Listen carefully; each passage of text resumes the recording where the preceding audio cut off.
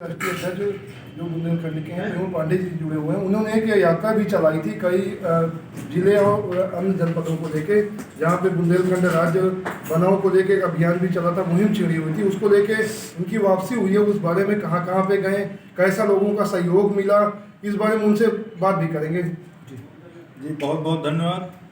हम लोग बुंदेलखंड राज्य बनाओ और जल जंगल जमीन के संरक्षण के लिए लगातार काम कर रहे हैं और आप सभी साथियों के सहयोग से हमारा जो प्रयास है वो बहुत ही ज़मीनी स्तर तक पहुंच रहा है और सफल भी हो रहा है। हमारी जो 6 दिवसीय यात्रा थी, हम लोगों ने खागा से शुरू की।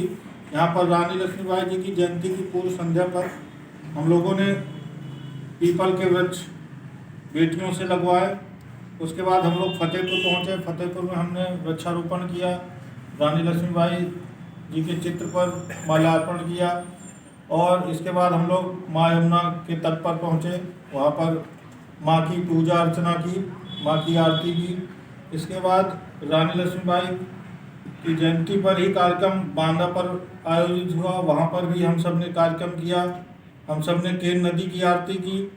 इसके बाद हमीरपुर, राठ, मौदहा, ललितपुर, टीकमगढ़, छतरपुर और दतिया, झांसी, चित्रकूट, खागा, ऐसे होते हुए हम लोग जो 12 जिलों की यात्रा किए हैं। और इस यात्रा के दौरान बहुत ही समर्थन हमको जो है आम जनमानस का, पत्रकार बंधुओं का, हम सबको मिला है। और मुझे लगता है कि जिस प्रकार से लोग अपने जल जंगल के लिए और बुंदेलखंड राज्य निर्माण के लिए जागरूक हो रहे हैं, निश्चित तौर पर मुझे लगता है कि 1956 में जब से बुंदेलखंड को यूपी और एमपी में खंड खंड कर दिया गया और उसके बाद अनेकों हमारे पूर्वजों ने, महापुरुषों ने राज्य निर्माण की मुहिम को आगे बढ़ाया और 1956 से चल रही इस लड़ाई को हमारा सौभाग्य है कि हमें आगे बढ़ाने का अवसर मिल रहा है। और मुझे लगता है कि पूर्वजों के जो संकल्प हैं उसको पूरा करना ही हमारी सच्ची श्रद्धांजलि होगी।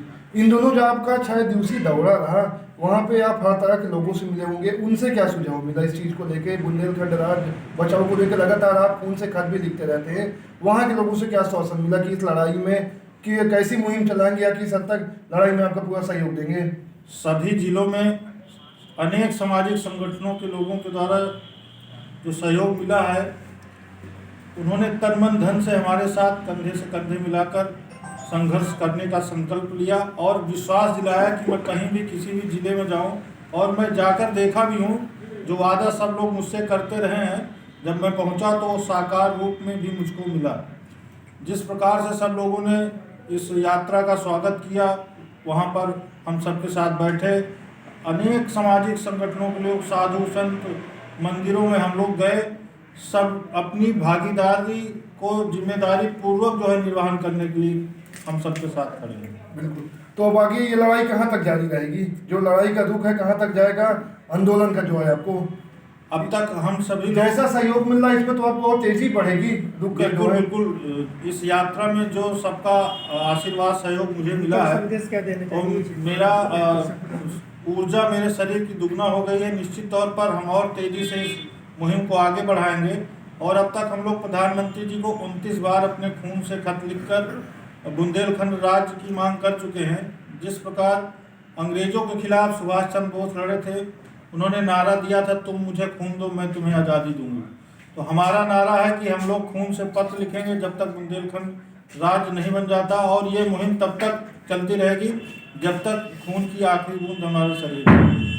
बहुत बहुत धन्यवाद। ये थे हमारे साथ केंद्रीय राष्ट्रीय अध्यक्ष मेहुल पांडे जी, जिन्होंने 6 दिवसीय यात्रा की और अपनी यात्रा जो रिजल्ट निकला उसको साझा भी किया। इनकी निस्वार्थ भाव से यही लड़ाई लगातार जारी है।